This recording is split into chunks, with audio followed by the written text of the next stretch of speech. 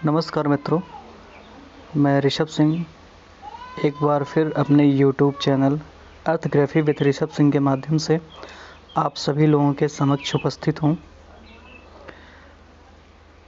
यहाँ पे मेरे बारे में थोड़ा सा सामान्य सा परिचय है, आप वीडियो को रोक करके देख सकते हैं। मेरा यह जो वीडियो लेक्चर है, यहाँ पर बतलाए गए कोर्सेज़ के लिए विशेष महत्वपूर्ण है, जैसे super TET, TET, SSC, UPP, UPSI, लेखपाल, बीएड एंट्रेंस और BHU MA entrance subject geography. आगे चलते हैं। आज का जो मेरा यह वीडियो है यह जलमंडल भाग 4 से संबंधित है, जिसके अंतर्गत आज हम महासागरीय तापमान एवं उसके वितरण का अध्ययन करेंगे। इसके पहले के जो मेरे 3 वीडियो हैं वो मेरे चैनल पर ऑलरेडी उपलब्ध हैं। आप सभी मित्रों से विनम्र निवेदन है कि आप मेरे इस चैनल को लाइक करें, सब्सक्राइब करें और शेयर भी करें। जो महत्वपूर्ण सुझाव हों हमें आप उसके बारे में बतलाएं भी। चलते हैं आज के टॉपिक पर, महासागरीय तापमान एवं उसके वितरण।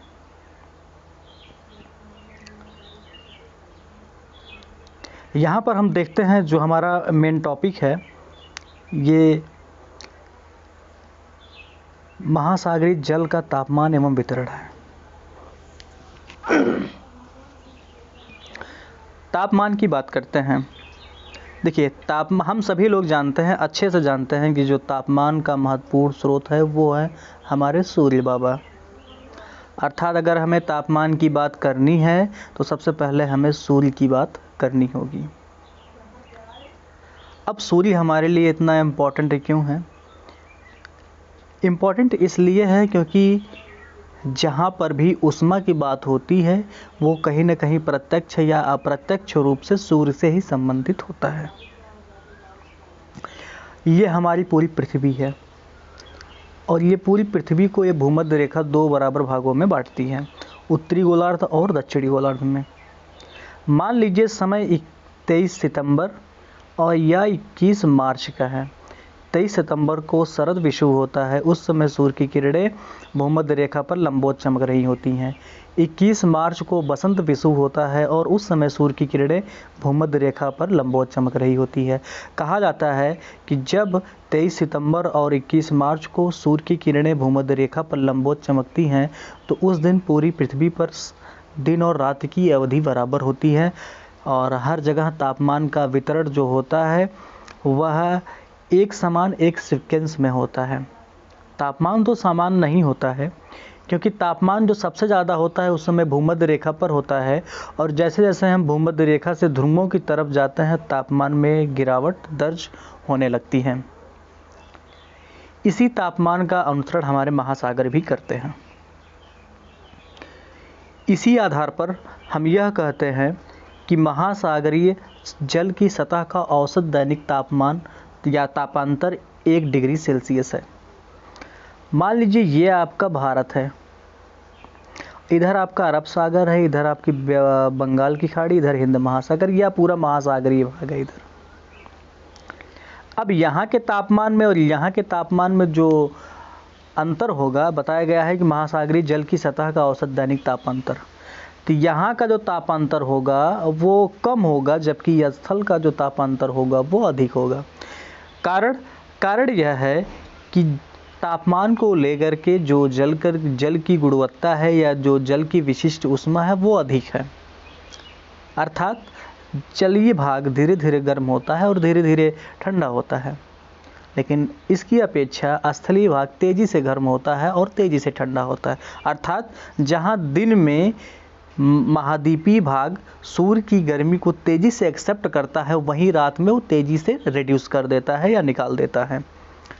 और तापांतर का मतलब ही होता है कि दिन के अधिकतम तापमान तथा रात के न्यूनतम तापमान के बीच के अंतर को तापांतर कहते हैं। अब वही चीज़ यहाँ पे बताई गई है कि महासागरीय जल की सतह का जो औसत दैनिक तापांतर है वो 1 डिग्री सेल्सियस है। अब अगला पॉइंट है, महासागरीय जल का उच्चतम वार्षिक तापमान अगस्त व न्यूनतम वार्षिक तापमान फरवरी में अंकित किया जाता है।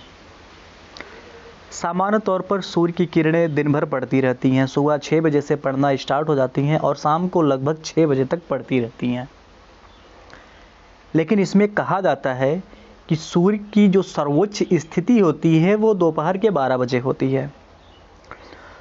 तो सूर्य की दोपहर की 12 बजे की जो सर्वोच्च स्थिति होती है उसके अनुसार जो सर्वाधिक गर्मी पड़ती है वो दोपहर के 12 बजे पड़ती है। लेकिन उसका अनुभव हम लोग दोपहर के 2 बजे के आसपास करते हैं। निश्चित तौर पर उसी प्रकार से सूर्य की गर्मी सबसे ज़्यादा मई जून में पड़ती है, लेकिन उसका अनुभव हम लोग अगस्त में करते हैं। तो जब हम अनुभव करते हैं वही उसका अधिकतम तापमान होता है। रात का न्यूनतम तापमान, तो रात का न्यूनतम तापमान 12 बजे होना चाहिए, होता भी है, लेकिन हम लोग अनुभव सुबह 4 से 5 बजे के बीच करते हैं। इसीलिए यहाँ पे लिखा गया है कि जो वार्षिक तापमान है अधिकतम हम लोग अगस्त में और न्यूनतम हम लोग फरवरी में अंकित करते हैं। अगला पॉइंट है, स्थल से घिरे छोटे महासागरों में वार्षिक तापांतर अधिक होता है। चलिए इसके लिए हम मानचित्र देखते हैं। स्थल से घिरे जो छोटे महासागर हैं, जैसे यहाँ पे हम बात करते हैं, ये आपका कैस्पियन सागर है, ये आपका ब्लैक सी है, काला सागर है, काला सागर और कैस्पियन सागर। ये दोनों सागर स्थल से चारों तरफ से घिरे हुए हैं।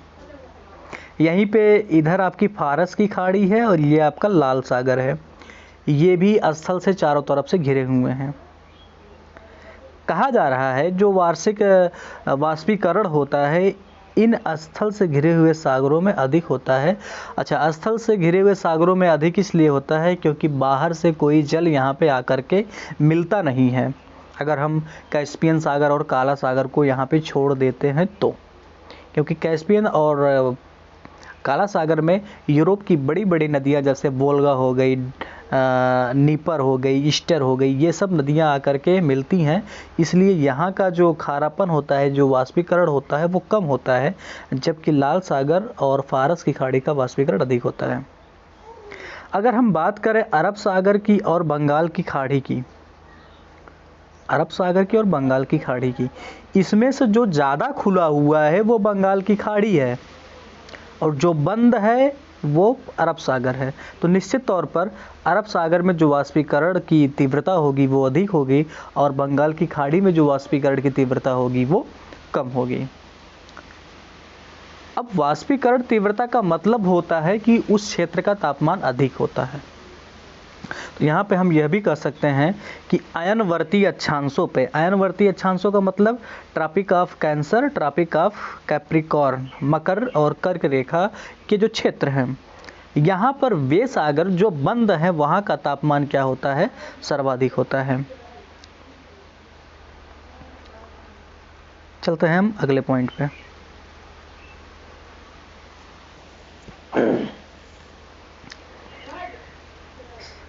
यहाँ पे लिखा भी गया है, स्थलीय भागों से घिरे निम्न अक्षांशीय भागों का तापमान खुले सागरों की अपेक्षा अधिक हो जाता है। यहाँ पे निम्न अक्षांशीय का मतलब होता है 0 से 23.5 उत्तर, 0 से 23.5 दक्षिण। जैसे भूमध्य रेखा 27 डिग्री सेल्सियस, लाल सागर 32 डिग्री सेल्सियस, फारस की खाड़ी 34.4 डिग्री सेल्सियस। अब यहाँ पर जो फारस की खाड़ी है ये ज़्यादा बंद है, लाल सागर जो है उससे कम और भूमध्य सागर सबसे कम। अर्थात इन तीनों महासागरों में जो भूमध्य सागर है वो खुले हुए हैं। आगे देखते हैं, उच्चतम तापक्रम अयन रेखाओं, बताया गया है कि अयन रेखा हम किसे कहते हैं, कर्क एवं मकर रेखाओं के समीपी भागों को हम अयन रेखा कहते हैं और उच्चतम तापमान इन्हीं रेखाओं के आसपास पाए जाते हैं क्योंकि यहाँ का जो आकाश होता है खुला हुआ होता है और वर्षा भी कम होती है। आगे देखते हैं हम तापमान का वितरण। सागर नितल में गहराई बढ़ने के साथ साथ तापमान में गिरावट दर्ज होने लगती है। यहाँ पर हम यह भी जानते हैं कि हम जैसे ही पृथ्वी तल या सागर तल से ऊंचाई पर जाते हैं तब भी तापमान में गिरावट दर्ज की जाती है, और तब तापमान में जो गिरावट दर्ज होने की दर होती है प्रति 1 किलोमीटर 6.5 डिग्री सेल्सियस की होती है। यहाँ पे हम सागर नितल में जा रहे हैं और तब भी गहराई में जाने के साथ साथ भी तापमान में गिरावट दर्ज होने लगती है। 300 मीटर से 1000 मीटर तक तापमान में तेज़ी से गिरावट दर्ज होती है, जिसे तापमान प्रवणता या थर्मोक्लाइन कहते हैं। थर्मोक्लाइन, यहाँ पे थर्मो शब्द का मतलब है टेम्परेचर से, और क्लाइन शब्द का मतलब है तेज़ी से गिरावट, अर्थात तापमान में तेज़ी से गिरावट कितने से कितने मीटर के बीच होती है? 300 मीटर से 1000 मीटर के बीच। तो इसी 300 मीटर से 1000 मीटर के क्षेत्र को थर्मोक्लाइन परत के नाम से जाना जाता है। बढ़ते हुए अक्षांशों के साथ तापमान घटने की दर सामान्यतः प्रति अक्षांश पर 0.5 डिग्री सेल्सियस होती है। मैंने आपको बताया कि यह आपकी पृथ्वी है और यह आपका भूमध्य रेखा। अब यहाँ से जैसे जैसे हम ऊपर जाते हैं तो 0 से 1 डिग्री अक्षांश, 2 डिग्री अक्षांश 90 डिग्री नॉर्थ पहुँच जाते हैं, और दक्षिण में 90 डिग्री साउथ पहुँच जाते हैं। तो ये बढ़ते हुए अक्षांश हैं।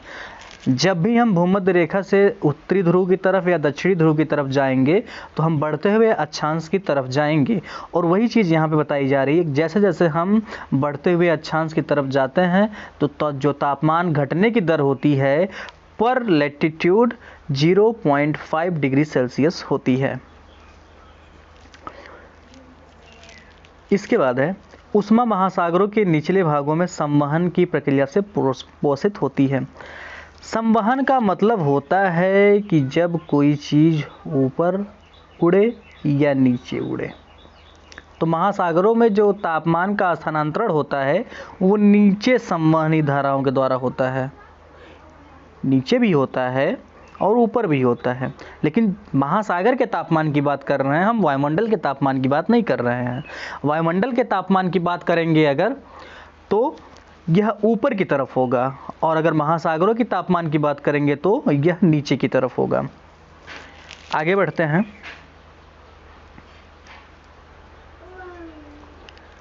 कुछ क्षेत्रों में